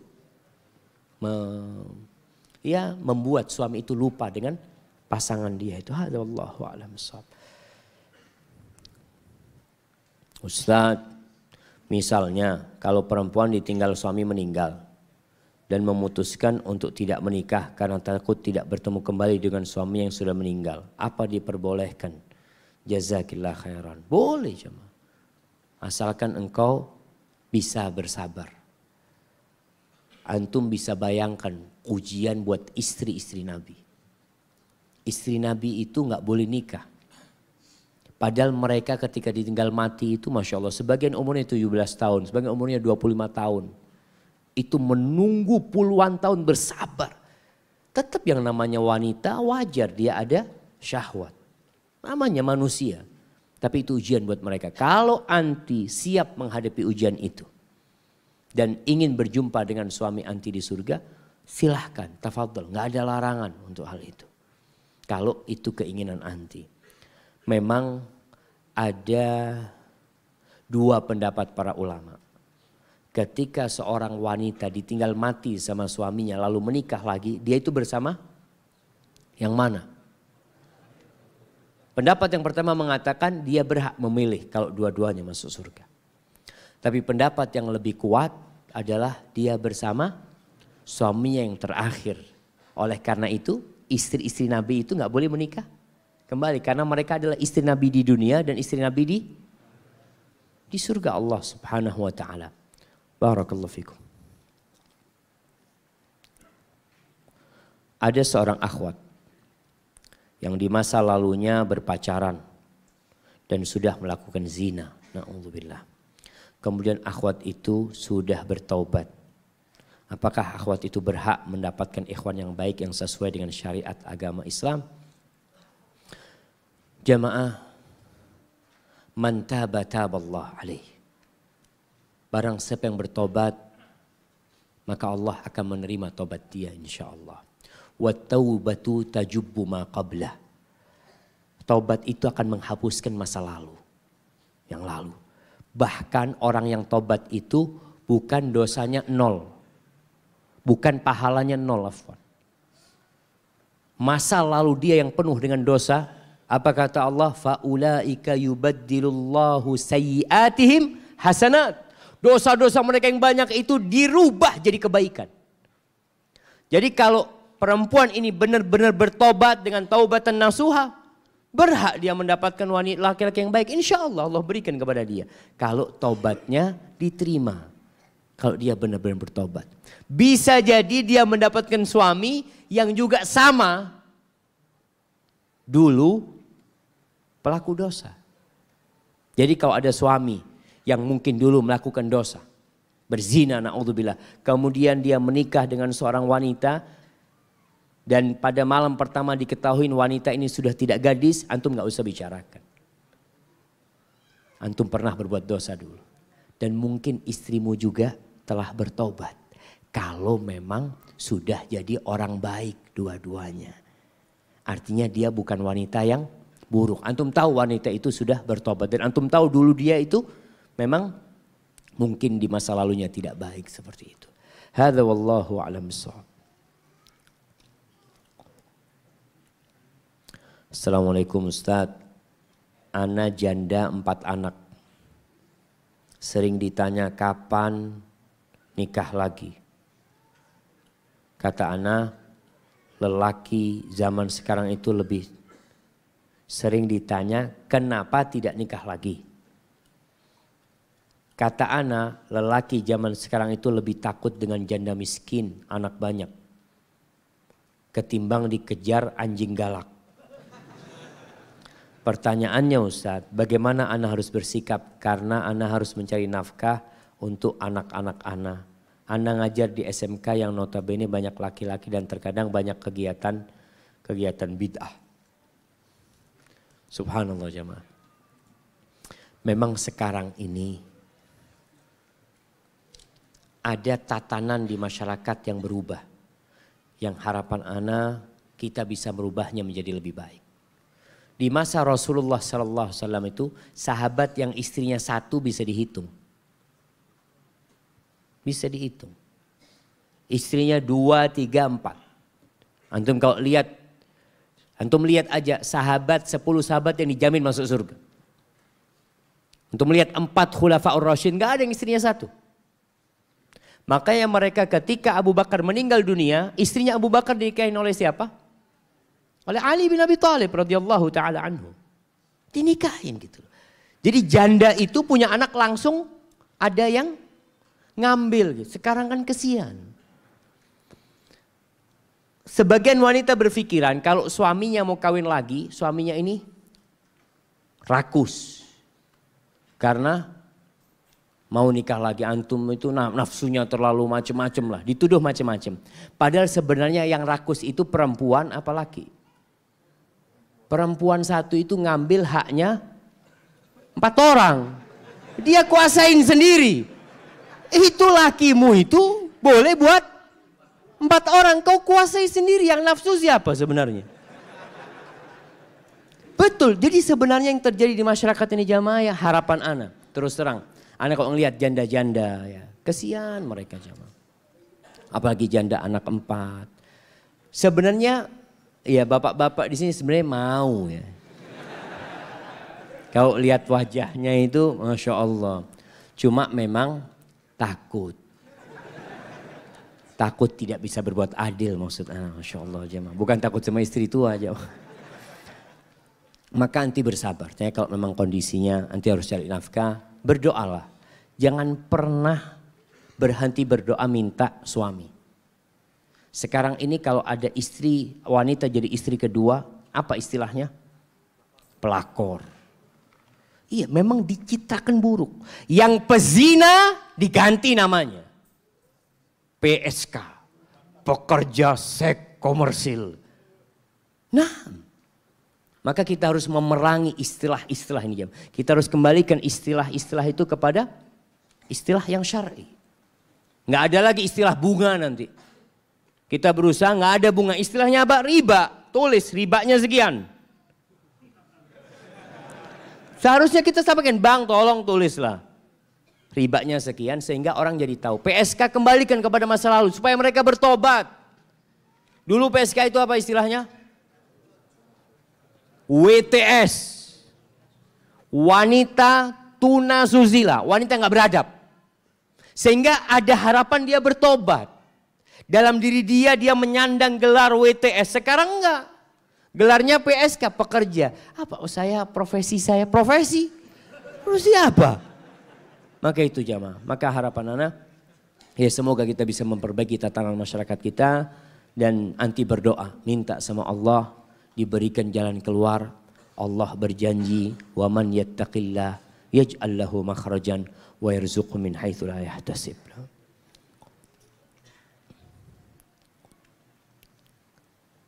Apakah menjadi wajib hukumnya secara syar'i bila istri minta cerai apabila suami pecandu narkoba, sering mengabaikan dan menyakiti istri karena tidak bisa meninggalkan narkoba? Jamaah, dosa itu ada 2. Ada dosa yang sampai kufur, orang keluar dari Islam, seperti melakukan kesyirikan. Meninggalkan sholat itu diperselisihkan oleh para ulama. Kalau suami meninggalkan sholat, menurut pendapat yang mengatakan dia kafir, berarti nikahnya sudah batal secara otomatis. Nggak perlu gugat cerai, karena batal sudah. Ketika salah satu dari pasangan itu keluar dari Islam, maka pernikahannya batal. Tapi kalau melihat suaminya masih bisa diperbaikin. Mamanya meninggalkan sholat dan kita lihat mungkin pendapat yang mengatakan dia tidak sampai kafir kuat juga. Kita masih berharap bisa memperbaiki, maka diperbaiki. Tapi kalau sudah anti melihat nggak mungkin, ana sudah usaha Ustadz, maka gugat cerai menjadi solusi. Supaya apa? Supaya anti tidak terbebani hidup dengan dia. Karena banyak wanita jamaah kadang-kadang nggak mau melayani suaminya. Karena suaminya tidak baik, enggak, anak enggak mau melayani suami. Akhirnya kok jadi dosa juga tidak melayani suami. Karena posisinya dia tetap sebagai seorang suami. Maka gugat cerai menyelamatkan dirimu dari perbuatan dosa. Dan juga demi anak-anak. Maka kalau dikatakan wajib tergantung kondisinya. Selama dia masih bisa diperbaikin, mudah-mudahanlah suami bisa diperbaikin. Barakallahu fikum. Saya suka dengan seorang akhwat. Tapi bapaknya itu taklid dengan salah satu ormas Islam. Jadi kalau lihat orang yang bermanhaj salaf kurang srek. Mohon pencerahannya Ustaz. Ya antum lamar aja. Kalau memang akhwatnya itu akhwat yang baik. Kadangkala kita perlu menyelamatkan akhwat-akhwat dari lingkungannya jamaah. Dia sudah baik. Tapi karena lingkungannya belum baik akhirnya dia belum bisa meninggalkan. Artinya dia perlu hijrah dari tempat sana. Tinggal sekarang bagaimana kita menunjukkan kepada orang. Kita nih jamaah yang belajar sunnah. Tolong tunjukkan kepada umat manusia. Bukan hanya dari penampilan belaka. Sunnah itu bukan hanya jenggot dan cingkrang. Sebagian orang itu akhirnya berpandangan buruk karena yang sudah kenal manhaj salaf, yang sudah kenal sunnah ini, akhlak dan etikanya belum sesuai dengan sunnah. Ngomongnya, gak senyum sama tetangga, sok paling benar. Melihat orang gak salam, ahlul bid'ah. Gak boleh salam sama ahlul bid'ah. Kadang-kala, ada perkara-perkara yang memang kita lihat manhaj salaf disebutkan kapan kita nggak salam sama ahlul bid'ah. Tapi kapan kita merangkul ahlul bid'ah demi untuk berbagi hidayah kepada mereka. Hajar itu dilakukan. Tapi kadang-kala tidak ada hajar. Maka tunjukkan akhlak yang mulia kepada masyarakat. Kalau antum tidak ikut ritual-ritual mereka yang berbau bid'ah. Umpamanya paling tidak antum menjaga hubungan sosial dengan mereka. Sehingga orang-orang itu kalau melihat antum yang sudah kenal sunnah, mereka mengatakan subhanallah, tuh orang-orang yang berakhlak mulia. Antum lihat tetangganya lagi betulin rumah ya, antum bantu dia. Antum punya rizki, antum beli sesuatu bagi ke tetangga-tetangga. Akhirnya mereka pemikirannya Masya Allah, ternyata orang kalau sudah belajar sunnah ini jadi baik akhlaknya. Harapannya orang-orang dapat hidayah lewat sikap antum. Sebagian ulama mengatakan, kunu du'atan wa antum saumitun. Mereka katakan, jadilah kalian pendakwah-pendakwah, penyeru-penyeru kepada kebenaran, tapi kalian diam, gak berbicara. Karena dakwah itu identik dengan menyampaikan. Maka dikatakan kalian sampaikan tapi kalian diam. Gimana menyampaikan dengan diam? Bil akhlak. Dengan perilaku yang baik. Barakallahu fikum.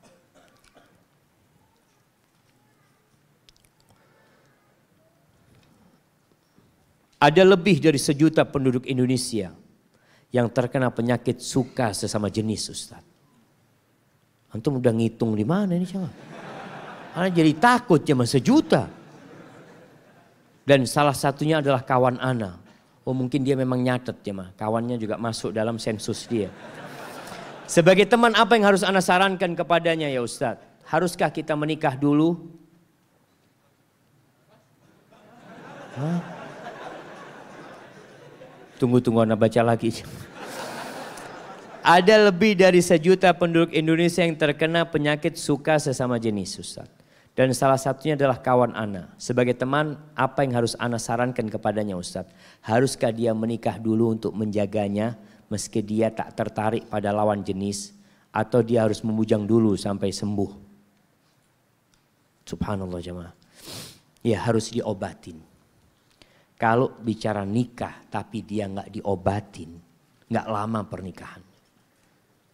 Karena ada orang yang menikah tetap penyakitnya itu bukan berarti dengan menikah dia sembuh penyakitnya. Maka harus diobatin. Nasihat ana diobatin. Bagaimana cara ngobatinnya? Ada pengobatan yang secara agama dengan menumbuhkan keimanan. Dengan mendakwain dia. Dengan menceritakan tentang penyakit-penyakit dan azab Allah Azza wa Jal atas perbuatan yang kalau itu dia lakukan. Kemudian sampaikan tujuan kehidupan ini adalah untuk memiliki anak keturunan. Kalau umpamanya si Bambang menikah dengan Didik, tutup Indonesia jemaah. Tutup. Maka itu sudah bertentangan dengan fitrah manusia. Jadi kalau ada yang mengatakan ini hak asasi manusia, mereka teriak mengatakan itu. Hak asasi manusia bagaimana? Engkau menyebabkan manusia habis dari muka bumi ini. Kalau dilegalkan yang kau inginkan, tutup Indonesia. Kenapa? Nggak ada yang punya keturunan jamaah. Semua menikah dengan sesama jenis. Na'udzubillah min dzalik. Ini hak asasi manusia untuk hidup dan melanjutkan kehidupan di bumi Indonesia ini. Jadi engkau kalau berpikir LGBT kalau ingin dilegalkan berarti engkau ingin menutup NKRI. Habis penduduk Indonesia. Na'udzubillah min dzalik. Kemudian perlu diobatin secara psikis. Kadangkala perlu berangkat ke dokter psikiater. Bukan berarti antum gila. Tapi separuh gila. Nah, enggak gila, separuh gila. Orang yang suka sesama jenis, na'udzubillah jamaah. Ya Allah, alhamdulillah selamat. Ada orang itu jamaah subhanallah. Ngelihat perempuan enggak ada nafsu. Ngelihat tembok nafsu. Na'udzubillah min dzalik.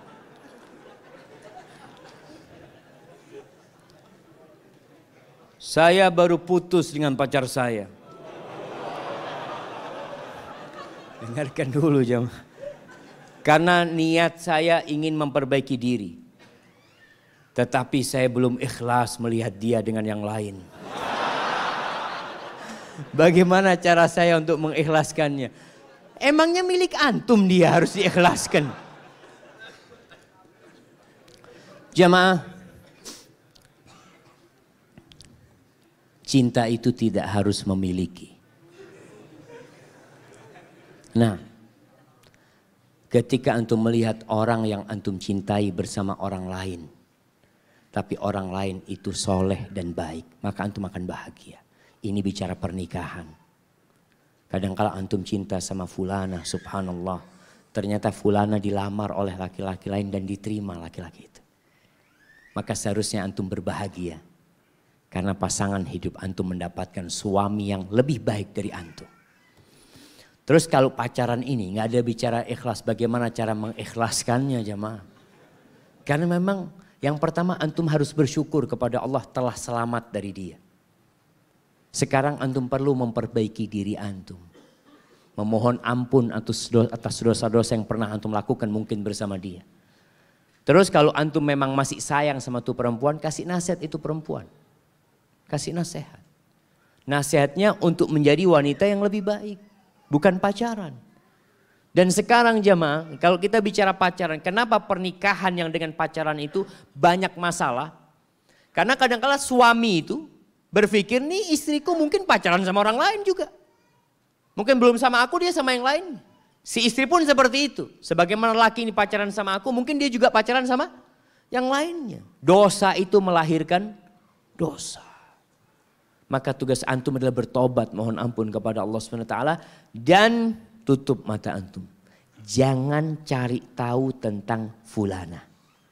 Kecuali kalau antum ingin kasih nasihat. Terkadang antum masih ikut di Instagram dia. Terkadang jadi follower dia, ikut dia foto sama siapa ini itu. Akhirnya antum tetap melakukan dosa dengan perbuatan itu. Maka antum kasih nasihat dia, sampaikan. Setelah itu doakan semoga dia dapat hidayah. Barakallahu fikum.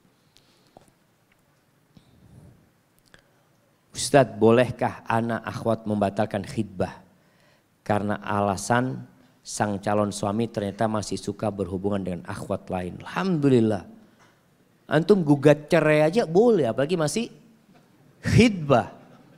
Iya, artinya kalau sang suami ini na'udzubillah ya selingkuh umpamanya. Nah, bukan nikah lagi jamaah. Karena bicara selingkuh ini kadang-kala orang mengatakan menikah lagi dengan bahasa selingkuh. Nikah lagi itu halal bukan selingkuh.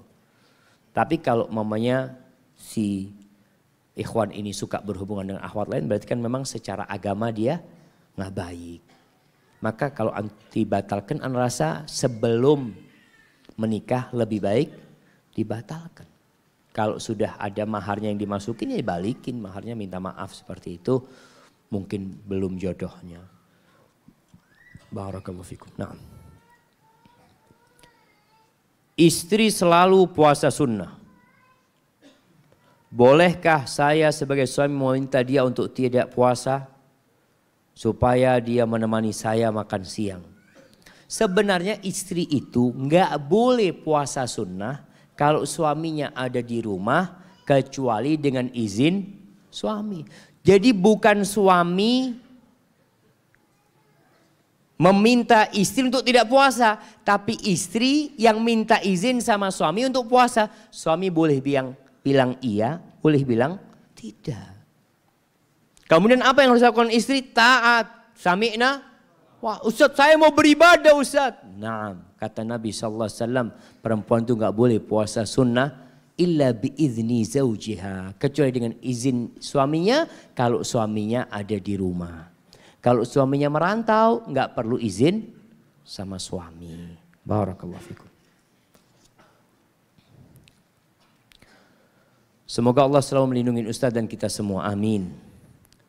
Membiarkan istri bekerja di sebuah dinas pemerintahan yang di dalamnya ada laki-laki dan perempuannya, termasuk perbuatan dayuth, karena terkadang ada campur baur di dalamnya. Terima kasih, jazakumullah khairan.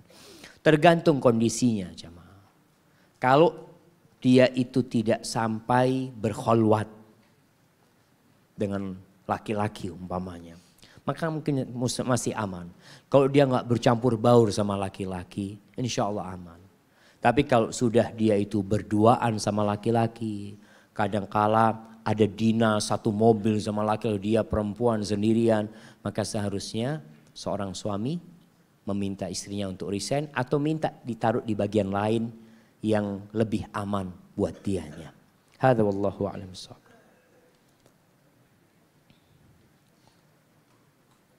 Nabi Nuh dan Lut alaihi wassalam tetap bersama istri mereka yang kufur sampai kematian. Nabi Ismail mentalak istrinya atas saran ayahnya. Bagaimana dengan kita umat Nabi Muhammad SAW? Apakah boleh kita tetap bertahan dengan istri yang zalim dan kufur nikmat? Kita berusaha bersabar dengan kezalimannya, dengan tetap menasihatinya. Karena hidup hanya sebentar dan mengharapkan kebahagiaan yang kekal di surga Allah. Amin. Masya Allah. Iya. Pernah seorang alim ulama, Masya Allah, ulama terkenal ini, didatengin sama sohibnya ke rumahnya. Waktu temennya, alim ulama juga ini, sampai rumahnya, dia lihat istri tuan rumah ini kurang ajar. Ngomongnya kasar ini itu. Ditanya sama tamunya ini, kenapa engkau gak ceraikan dia? Kata dia. Aduh, aku mau sabar, kata dia. Mungkin istriku ini azab atas dosa-dosa yang aku lakukan. Takut kalau aku ganti istri nanti lebih buruk dari yang ini istrinya, kata dia. Enggak, sudah. Aku tahu ini sudah aku sabar, kata dia. Artinya diperbolehkan. Seorang suami bersabar boleh dan itu lebih baik. Allah Azza wa Jalla mengatakan wa ashiruhunna bil ma'ruf fa in karihtumuhunna fa asa an takrahu syai'an wa yaj'alallahu fihi khairan katsira. Kata Allah, pergaulilah istri-istri kalian dengan cara yang patut. Kalau kalian benci sama istri kalian, ceraikan mereka? Enggak. Sabar engkau menghadapi mereka. Bisa jadi yang kalian benci itu di balik sana ada banyak kebaikan yang Allah sediakan di sana. Maka buat antum bersabar nggak apa-apa jemaah. Tapi bercerai itu juga diperbolehkan. Jangan sampai akhirnya antum mendapatkan istri yang zalim, antum menzalimin dia juga. Lebih baik antum ceraikan dia sehingga antum tidak berbuat dosa kepada dia. Maka bismillah. Kalau antum bisa bersabar dan terus memberikan nasihat, semoga antum mendapatkan pahala yang besar dan dosa-dosa antum diampuni oleh Allah Azza wa Jalla. Nah, Masya Allah, pertanyaan terakhir jemaah, karena anda lihat sebagian sudah lapar, anda lihat sebagian sudah merem, tidur, Masya Allah.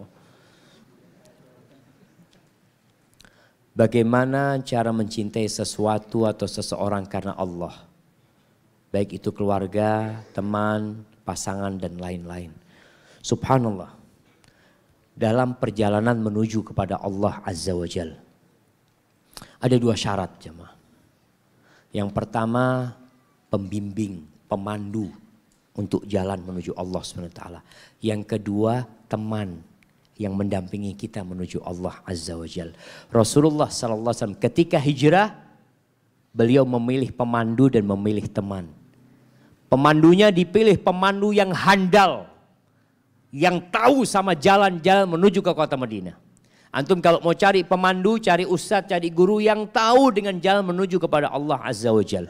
Kalau cari teman, yang sehati sama antum. Sehati, itu penting.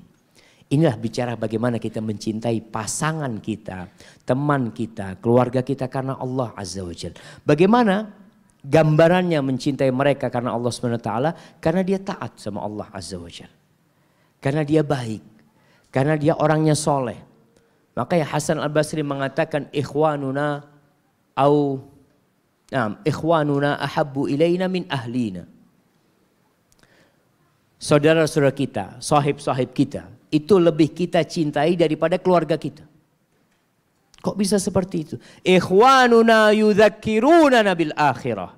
Karena saudara-saudara kita itu, teman-teman kajian ya, sahib-sahib itu mengingatkan kita kepada akhirat. Wa ahluna yudzakkiruna bid dunya. Tapi kalau keluarga selalu mengingatkan kepada urusan dunia. Jangan lupa besok kerja ini, urusan dunia. Urusan akhirat kadang-kadang tidak mengingatkan. Jadi mencintai seseorang karena Allah adalah karena dia dekat dan dicintai Allah Subhanahu wa taala. Allahumma inna nas'aluka hubbak wa hubba man yuhibbuka wa hubba kulli amalin yuqarribuna ila hubbik. Hadza wallahu a'lam bishawab. Ini bisa Anda sampaikan. Kajian kita masih berlanjut insyaallah. Kapan? Ba'dal maghrib nanti. Insyaallah. Hadza wallahu a'lam bishawab. Wassallallahu ala nabiyyina Muhammadin wa ala alihi wa sahbihi wasallam. Wassalamualaikum warahmatullahi wabarakatuh.